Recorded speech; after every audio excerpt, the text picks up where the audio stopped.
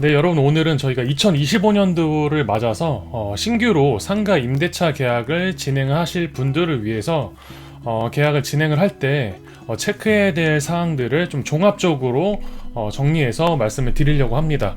일단은 제가 목차를 조금 정리를 해봤는데요. 첫 번째로는 이제 공통적으로 창업자분들께서 현장에서 체크를 하셔야 될 부분들이 있고, 두 번째로는 이제 자유업종이랑 영업신고나 허가 등록이 필요한 업종들을 구분을 해서 영업신고, 허가, 등록이 필요한 업종들은 특히나 좀 주의해야 될 사항들을 제가 지금 우측편에 간단하게 정리를 해놨거든요. 정화조, 위반 건축물, 용도 변경, 소방시설 모두 다 너무 다 중요하기 때문에 제가 이후에 하나씩 차례대로 설명을 드리도록 하겠습니다. 그리고 세 번째로는 이제 마찬가지로 자유업종이든 영업신고증이 필요한 업종이든 공통적인 사항인데요. 계약서를 작성을 하면서 체크해야 될 서류들 그리고 사항들을 한번 살펴보도록 하겠습니다. 자, 먼저 이제 현장 시설물인데요. 이거는 공통적인 사항이라고 말씀을 드렸었죠. 건물에 있는 이제 냉난방기 잘 제대로 작동을 하는지 확인을 하시고, 화장실은 어느 위치에 있는지, 주차장은 몇 대가 가능한지, 엘리베이터가 있는지, 또 소방시설 같은 경우에 잘 갖춰져 있는지 이런 사항들을 건물 내부에서 체크를 하시면 될 것 같고, 다음으로는 이제 전기, 가스, 휴게 음식점이나 이제 일반 음식점, 주점 이런 것들을 운영하는 업종들은 전기, 가스 정말 중요하잖아요. 사용 가능한 전력량이 어느 정도 되는지 건물주분 혹은 현재 매장을 운영하시는 분이 있다고 하면은 기존에 있는 임차인 분께 확인을 하셔야 될 것 같습니다. 전력량이 현재 좀 부족하다라고 하면은 한국전력에 정기 승합 신청을 해서 전력량을 늘릴 수도 있고요. 만약에 건물 내부에 전력량이 좀 부족한 경우에는 전기 증설 공사를 해야 될 수도 있습니다. 여기서 승합 신청이랑 증설 공사랑 좀 다른 개념인데요. 승합 신청은 그냥 서류를 신청하거나 전화 통화로도 이렇게 승합 신청이 가능하지만, 증설 공사 같은 경우에는 킬로와트당 얼마 정도의 금액이 발생되거든요. 제가 알기로는 한 10만 원 정도 킬로와트당 발생이 되는 것으로 알고 있어서 많은 킬로와트 수를 증설 공사를 하게 되면은 비용이 좀 많이 들 수도 있다라는 부분 체크를 하시면 될 것 같습니다. 다음으로 이제 가스 부분인데요. 도시가스를 사용하는 경우가 있고, 오래된 지방 같은 경우에 구도심 같은 경우에는 도시가스가 깔려 있지 않고 LPG, 액화석유가스를 사용을 하는 경우가 꽤나 있거든요. 그런 경우에는 이 LPG를 다루는 업소에 전화를 해서 액화석유가스 필증도 또 따로 받아야 되는데, 그러한 서류들도 업체에서 다 준비를 해주시니까 그렇게 진행을 하시면 됩니다. 다음으로는 주방 설비 상태, 가스레인지나 환풍구, 배기 같은 것들 시설이 잘 되어 있는지 체크를 하시면 되겠고요. 그리고 마지막으로는 이제 수도 및 배수 시설입니다. 물을 많이 쓰신다라고 하면은 수압이 적정한지, 그리고 상수도뿐만 아니라 하수도, 배수 처리는 잘 되는지 현장에 방문하셨을 때 바닥면을 좀 잘 확인을 하시면 될 것 같고요. 누수 여부, 누수 흔적 여부는 정말 중요한 사항입니다. 천장이라든지 벽면이라든지 바닥면에 물이 좀 고여 있거나 물이 흘렀던 흔적이 있거나 이러한 경우에는 여러분들께서 창업을 하신 이후에 누수 흔적을 발견하게 되면은 인테리어 시설을 새로 해야 될 수도 있고, 영업을 못하는 동안 손해가 커질 수도 있기 때문에 사전에 여러분들께서 계약을 하시기 이전에 누수 부분 꼼꼼히 체크를 하셔서 임대인분 혹은 기존에 있는 임차인분께 별도로 확인하는 시간을 가지실 필요가 있습니다.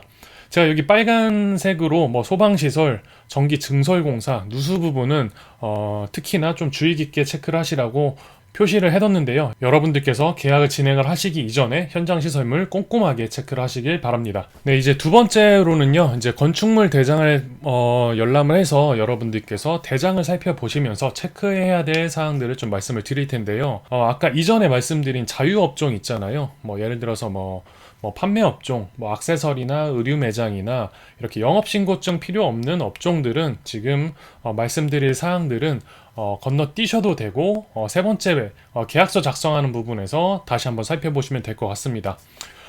두 번째로 영업신고나 허가나 등록이 필요한 업종들이 있습니다. 대표적으로 휴게 음식점, 일반 음식점, 주점 이런 식음료를 취급하시는 업종들은 지금부터 말씀드릴 네 가지 사항 각별히 주의를 하셔야 됩니다.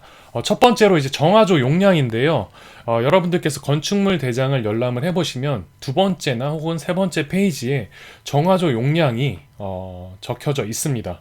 몇십 인용, 몇백 인용 이렇게 적혀 있는 경우도 있고 몇 세제곱미터 이렇게 수치로 표시가 되어 있는데요. 여러분들께서 창업하실 업종 그리고 사용할 수 있는 사용하게 될 계약 면적에 따라서 정화조 용량을 계산을 해서 건축물에 있는 모든 바닥 면적을 계산을 해서 관할 구청에서 건축물 대장상에 있는 정화조 용량과 비교를 합니다. 만약에 여러분들께서 신규로 창업을 하시면서 대형 면적을 사용하는데 여러분들께서 입점을 하시면서 정화조 용량이 건축물 대장상의 용량을 벗어나게 되면은 영업 신고나 허가가 불가능하게 됩니다. 그런데 이때 정화조 용량이 과도하게 초과를 하는 것이 아니라 근소하게 초과를 하는 경우에는 관할 지자체에 따라서 정화조 청소를 1년에 한 번 하는 게 아니라 두 번을 하게 되면은 정화조 용량 초과를 해도 영업신고증을 허가를 내주는 경우가 있습니다. 그런데 청소 두 번으로도 허가가 안 되는 경우가 있을 수 있기 때문에 그런 경우에는 영업신고증 발급이 안 되기 때문에 각별히 주의를 하셔야 됩니다. 이런 정화조 관련된 부분들은 관할 구청, 지자체 환경위생과의 생활오수팀에서 담당을 하니까 그쪽에 문의를 하시면은 해당 번지수에 여러분들이 어떤 업종으로 어떤 면적을 사용할 것이다 말씀을 해주시면 정화조 용량이 초과되는지 안전한지 이런 여부들을 계산을 해서 판단을 해주실 겁니다. 자, 다음으로 이제 두 번째는 이제 위반 건축물인데요. 여러분들께서 건축물 대장을 열람을 해보시면 첫 번째 장에 노란색으로 위반 건축물이 있는 경우에 상단에 위반 건축물 이렇게 박스 쳐져서 여러분들이 인식할 수 있게끔 표기가 되어 있습니다. 그렇게 건축물 대장상에 위반 건축물이 표기가 되어 있는 경우에는 신규로 혹은 업종을 변경을 하면서 창업을 하는 경우에는 영업신고증 발급이 안 됩니다. 이건 다른 방법이 없으니까 일찌감치 위반 건축물이 있다라고 하면은 안 되는구나 판단하시면 되겠고요. 위반 건축물 표기가 안 되어 있을지라도 현장에 가봤는데 정상적인 건축물이 아니라 위반 건축물, 불법 건축물이 보인다라고 했을 때에는 여러분들께서 안전하다, 적발이 안 됐으니까 해도 되겠지 이런 생각보다는 신규로 창업하거나 업종이 변경될 때에는 보통 관할 구청에서 담당 공무원분이 현장 실사를 나오시게 될 텐데 그때 여러분들의 위반 건축물이 적발이 됐을 시에는 영업신고증 마찬가지로 발급이 불가능합니다. 그래서 이런 경우에는 위반 건축물이 시정될 수 있게끔 원상복구를 하셔야 되는데 새로운 임차인이나 건물주분, 임대인분 입장에서는 비용 발생이 막대하게 커진다라고 하면은 계약을 깨트리는 경우가 있을 수 있으니까요. 주의 깊게 체크를 하셔야 됩니다. 이 위반 건축물은 관할구청 환경위생과 위생팀에서 담당을 하고 있으니까 문제가 생겼을 때 그쪽에 문의를 하시면 될 것 같습니다. 자, 다음으로 이제 세 번째 용도 변경인데요. 건축물 대장을 열람해 보면 상단에 주 용도가 적혀 있고요. 또 하단에 보면은 해당 층수에 맞게 1층은 주택, 2층은 근린생활시설, 3층은 어떠한 시설 이런 식으로 세부 용도가 또 적혀져 있거든요. 여러분들이 주의 깊게 보셔야 될 부분은 해당 층수에 여러분들이 입점하려고 하는 그 층수에 있는 용도랑 여러분들이 창업하려고 하는 업종이 건축물 용도와 적합해야 됩니다. 제가 한번 예를 들어 볼게요. 만약에 여러분들이 3층에 입점을 하려고 하는데 3층이 주택으로 되어 있다. 이런 경우에는 카페라든지 일반 음식점이라든지 이런 근린생활시설 관련된 것들은 주택에서 영업신고증이 발급이 안 됩니다. 아예 건축물 용도가 다르기 때문에 건축물을 용도를 변경을 하는 과정을 거쳐야지 영업신고증이나 허가증이 발급이 되는데요. 용도 변경이라는 게 말 그대로 신청을 한다고 용도 변경이 되는 것이 아니라 그 건축물의 용도 변경이 가능할지 불가능할지 여부는 건축사 사무실에 의뢰를 해서 체크를 해봐야 되고요. 상황에 따라서 다르겠지만 적게는 몇백만 원에서 많게는 몇천만 원까지 이렇게 투입이 될 수가 있기 때문에 사전에 반드시 체크를 하셔야 됩니다. 용도 변경 같은 문제는 업종도 굉장히 다양하고 사용 면적에 따라서 기준이 너무나 다양하기 때문에 제가 여기서 모두 다 다뤄드릴 수는 없겠고, 임차인분들, 창업자분들께서는 이 부분 굉장히 중요하다라는 부분만 머릿속에 인지하고 여러분들이 계약을 하시기 전에 공인중개사분께 필수로 확인을 받으셔야 됩니다. 용도 변경 같은 경우에는 마찬가지로 관할 구청에서 담당을 하거나, 면적이 큰 대형 건물 같은 경우에는 시청 건설과나 건축과에서 담당을 하기 때문에 이곳에서 체크를 해보시면 됩니다. 자, 마지막으로 이제 소방시설인데요. 소방시설 같은 경우에는 이제 다중이용업소라고 해서 제가 여기 나열해 놨는데, 일반 음식점이라든지 휴게 음식점, 유흥주점, 단란주점, 학원, 노래 연습장, PC방, 게임방 등이 해당이 됩니다. 아래쪽에 빨간 글씨로 제가 면적 기준을 작성을 해놨는데, 2층 이상에서 100제곱미터의 이상의 면적을 사용을 하거나 약 30평 정도 됩니다. 그리고 지하층 66제곱미터 한 20평 이상 사용을 하게 될 때에는 소방시설을 반드시 갖추셔야지 영업신고증이 발급이 됩니다. 그 소방시설이라고 하면은 첫 번째로 이제 서류로 안전시설 완비증명서가 있고요.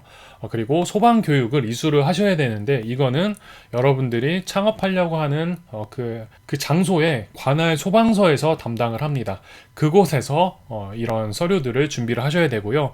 세 번째로 이제 화재보험을 가입을 하고, 그 서류가 모두 다 완비된 채로 여러분들께서 관할 구청에 서류 제출을 하면서 영업신고증을 발급을 받을 수가 있습니다. 제가 지금은 이제 다중이용업소만 말씀을 드렸지만, 여러분들이 사용하는 면적이 크거나 사람들이 많이 사용하는 공간이거나 그런 경우에는 관할 소방서의 기준이 각각 다 있거든요. 그런 경우에는 스프링클러를 설치를 해야 될 수도 있고, 방염시설을 갖춰야 될 수도 있고 등등 설비 기준이 다양하니까요. 관할 소방서에 사전에 체크를 하고 관할 구청에 가서 영업신고증을 발급을 받아야 된다 라는 부분 아시면 될 것 같습니다. 자, 이렇게 영업신고증 허가가 필요한 업종들, 건축물 대장을 통해서 어떤 부분들을 살펴봐야 되는지 4가지 사항 말씀을 드렸는데요. 이 4가지 사항 모두 다 너무나 중요하거든요. 비용이 투자가 되거나 시간이 많이 소요가 되는 작업들이기 때문에 여러분들이 계약을 하신 이후에 발견을 하시면 절대 안 되고요. 계약 이전에 발견을 하셔서 안전하게 이런 부분들이 문제가 없겠구나 하고 넘어가셔야지 정상적으로 여러분들께서 영업을 하실 수가 있습니다. 이러한 부분들을 꼼꼼하게 체크하는 것들이 현실적으로 좀 어렵기 때문에 임대인이랑 임차인이랑 직거래를 하기보다는 공인중개사분께 이러한 부분들을 컨설팅을 받고 법적으로 문제가 되지 않는지 사전에 정말 꼼꼼하고 주의 깊게 체크를 하실 필요가 있습니다. 자, 마지막으로 이제 3번째 계약서 작성을 하는 것인데요. 계약하는 날, 계약서를 작성하는 테이블이 만들어질 텐데요. 여러분들 이때도 여러 가지 변수가 발생이 될 수가 있습니다. 보통 일반적으로는 개인 간의 거래가 아무래도 많을 테지만 법인이랑 계약을 할 때도 있고요. 또 개인 간에도 당사자가 나오는 것이 아니라 대리인이 나오는 경우도 있거든요. 첫 번째부터 한번 살펴보도록 하겠습니다. 개인 당사자 간, 건물주든 이제 임차인이든 당사자들끼리 만났다 하면은 여러분께서 서로 인사하고 신분증이랑 동일인인지 확인하고 넘어가시면 될 텐데요. 그 건축물이 단독 소유가 아니라 공동 명의로 되어 있는 경우에는 지분권자 모두 다 참여를 하거나 2분의 1 지분이 넘어가는 이제 과반수의 당사자가 나왔을 경우에는 그분이랑 계약을 진행을 하시면 됩니다. 그리고 계약 당사자가 피치 못하게 못 나올 경우에는 보통 대리인으로 이제 가족분들이 많이 나오시는 경우가 있는데, 그런 경우에는 당사자랑 시간이 허락하는 한도 내에서 문자라든가 통화로 이 계약에 동의를 하는지 다시 한번 좀 체크를 해주시면 좋을 것 같고, 서류적으로는 대리인 나올 경우에는 위임장이라고 하면은 계약 당사자가 이 계약 테이블에 현재 나올 수가 없기 때문에 나 대신해서 우리 가족에게 위임을 해서 이 업무를 맡기겠다라고 하는 그런 서류입니다. 그곳에 인적사항이랑 당사자분의 인감 도장이 이렇게 찍혀 있으면은 인감 증명서를 제출해서 그 서류들이 일치되는지 확인을 하면서 계약을 진행을 할 수가 있습니다. 그리고 마지막으로 이제 대리인이 나와 있기 때문에 대리인이 대리인 신분증을 제출을 하고, 가족관계라고 하면은 가족관계 증명서로 증명을 하고 서명 날인을 하면서 계약을 진행을 할 수가 있습니다. 자, 두 번째로 이제 법인과의 계약인데요. 법인과의 계약이 많지 않을 것 같지만 여러분들 막상 계약을 하다 보면은 임대인분 쪽이 법인인 경우가 꽤나 있습니다. 그런 경우에는 이 부분도 여러분들 필수로 아셔야 되는데, 그 건축물이 작은 법인의 소유인 경우에는 이제 법인 대표가 직접 나오는 경우도 있거든요. 그런 경우에는 법인 대표님의 신분증 확인을 하시면 될 것 같은데, 중대형 규모 이상으로 넘어갈 경우에는 법인 대표님이 직접 나오시는 경우는 거의 없습니다. 그런 경우에는 법인에 소속되어 있는 이제 직원분이 나와서 계약을 진행을 하는 경우가 있는데요. 그런 경우에는 마찬가지로 위에처럼 위임장을 준비를 하셔야 되고, 법인 인감증명서랑 법인 인감도장, 이러한 부분들이 모두 다 일치되는지 여러분들께서 체크를 하셔야 됩니다. 그리고 대리에서 나온 대리인의 신분증, 그리고 서명 날인을 하시면서 계약 진행을 합니다. 지금 이제 대리인 같은 경우나 이제 위임장 같은 경우에 여러분들께서 처음 계약을 진행을 한다라고 하면은 이 부분들을 제가 지금 설명을 드려도 이해하기가 좀 어려우실 수가 있는데요. 특히나 상가 계약 같은 경우에는 체크해야 될 내용들이 너무나 많기 때문에 여러분들께서 전문가분께, 공인중개사분께 맡겨서 진행을 하시는 것을 권장을 드립니다. 자, 세 번째로 이제 등기사항 전부증명서, 등기부라고 말을 많이 하기도 하는데요. 권리관계를 파악하기 위해서 이 서류도 반드시 열람하거나 출력해서 여러분들이 체크를 하셔야 됩니다. 등기사항 전부증명서 열람이나 출력을 해보시면 표제부랑 갑구랑 일구사항으로 이렇게 표시가 되어 있는데, 갑구 같은 경우 이제 소유권에 관련된 사항들이 나옵니다. 그래서 아까 사전에 계약 당사자분의 신분증 같은 거를 파악을 할 때 거기에 있는 이제 주민등록번호랑 갑구에 표시되어 있는 소유권에 표기되어 있는 성명이랑 인적사항, 이제 주민번호 같은 것들이 일치되는지 확인을 하시면 될 것 같고요. 다음으로 을고사항도 중요합니다. 여기에는 보통 이제 소유권 외에 소유권이 아닌 사항이 다 기록이 되어 있는데, 대표적으로 근저당권, 대출 금액이 적혀 있고 전세권이 설정되어 있다라고 하면은 그런 내용들도 여기에서 확인을 하실 수가 있습니다. 보통 근저당권 금액이 이 대출 금액이 건축물 가치에 비해서 높은지 아닌지에 따라서 여러분들이 조금 비교적 안전한지 그렇지 않은지 판단을 하실 수가 있는데, 근저당권 금액은 채권 최고액이라고 해서 실제로 대출된 금액의 보통 120%에서 130%가 책정이 되어 있습니다. 그래서 여러분들이 계산하기 쉽게 채권 최고액을 1.2로 이렇게 나눠 봤을 때 보통 대출 금액이 나오거든요. 그래서 그 나온 대출 금액이랑 건축물의 가치랑 서로 비교를 해서 대출 금액이 건물 가치에 비해서 과도하게 높지는 않은지, 안전한지, 이런 부분들을 체크를 하셔야 됩니다. 예를 들어서 여러분들 건물의 가치를 주변 사례를 보니까 이 건물 가치는 한 10억 정도로 돼 보이는데 대출 금액이 8, 9억 이렇게 꽉 차 있다라고 하면은 조금 위험할 수가 있기 때문에 보증금을 소액으로 걸거나 반드시 이 상가에서 계약을 해야만 하는지 한번 고민을 해보실 필요가 있을 것 같은데요.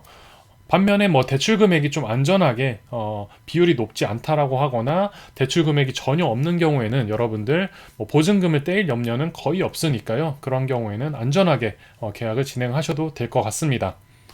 참고사항으로 상가 계약 같은 경우에는 전세권 설정을 하는 경우가 일반적이지 않기 때문에 여러분들 주거용에서 전세 사기처럼 그런 갭 투자라든가 전세권 때문에 여러분들이 문제가 되는 경우는 대부분 없기 때문에 일반적으로 임대차 계약을 하는 그 보증금 정도는 안전하게 회수되는 경우가 대부분이라고 생각을 하시면 될 것 같습니다. 자, 그리고 마지막으로 이런 사항들을 모두 다 체크를 한 이후에 이제 계약서를 작성을 하게 될 텐데요.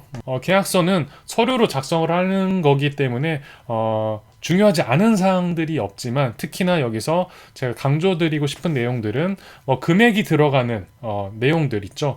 보증금이라든지 월세 금액, 그리고 관리비, 또 부가세를 어떻게 할지, 이러한 금액들은 금액도 수치도 중요하지만 지급 시기를 언제 할 것인지도 중요합니다. 계약금이나 잔금을, 그리고 월세를 언제 지급을 할 것인지 계약서에 명시를 하는 것이 좋습니다. 그리고 특히나 또 이제 부가세 같은 부분은 신규로 처음 창업하시는 초보 창업자분들은 조금 익숙치 않은 개념이라 헷갈리실 수도 있는데, 전문적으로는 세무사님께 상담을 받아보시는 것을 권장을 드리고요. 간이과세로 할지 일반 과세로 할지 이런 기준들 같은 경우에 여러분들이 찾아보시면 아시겠지만, 간이과세 기준이 지금 상당히 높아져 있죠. 8천만 원 이상으로 제가 알고 있는데 현재 2025년 기준으로 가미가세 금액 기준 여부를 여러분들께서 검색을 한번 해보시면 나오실 텐데, 그 기준을 연 매출 금액이 좀 적을 것으로 예측이 되는 경우에는 보통들 가미가세로 많이 선택을 하시는데, 이 부분도 정답이 없습니다. 여러분들께서 세무사님 상담을 통해서 가미가세로 갈지 일반가세로 갈지 한번 상담을 해보시고요. 참고사항으로 임대인분이 일반과세자인 경우에는 세금계산서를 의무적으로 발행을 해야 되기 때문에, 여러분들이 월세가 100만 원이라고 하면 부가세 10만 원까지 포함시켜서 월세 내는 날에 지급을 하셔야 된다라는 거 알고 계시면 될 것 같습니다. 그리고 나머지 이제 특약사항으로 계약서 하단에 렌트 프리 기간을 명시를 하거나, 원상복구, 나중에 여러분들이 영업을 하다가 퇴거를 하실 때 원상복구를 어떻게 해야 되는지 그 범위 같은 부분도 명시를 하는 것이 중요합니다. 자, 오늘 이렇게 세 가지 사항 알아봤는데요. 말씀드린 내용들이 조금 꽤 많을 수 있는데, 첫 번째로 현장 시설물, 두 번째 영업 신고나 허가증이 필요한 업종들 네 가지 사항 중요하게 살펴보시길 바라겠고, 마지막으로 이제 계약서 작성하는 단계까지 알아봤습니다. 영상이 좀 길어졌기 때문에 제가 계약 체결 이후에 이제 영업신고증 발급을 받거나 사업자 등록증을 발급을 받고 계약갱신 요구를 하거나 묵시적으로 갱신을 하거나 계약을 해지하는 방법 등은 다음 영상에서 말씀을 드리도록 하겠습니다. 자, 오늘은 이렇게 2025년도를 맞아서 새롭게 상가 임대차 계약을 진행을 하면서 체크해야 될 사항들을 알아봤는데요. 영상이 좀 도움이 되셨다라고 하면은 좋아요와 구독 버튼 눌러주시고요. 저는 또 다음 영상에서 뵙도록 하겠습니다. 감사합니다.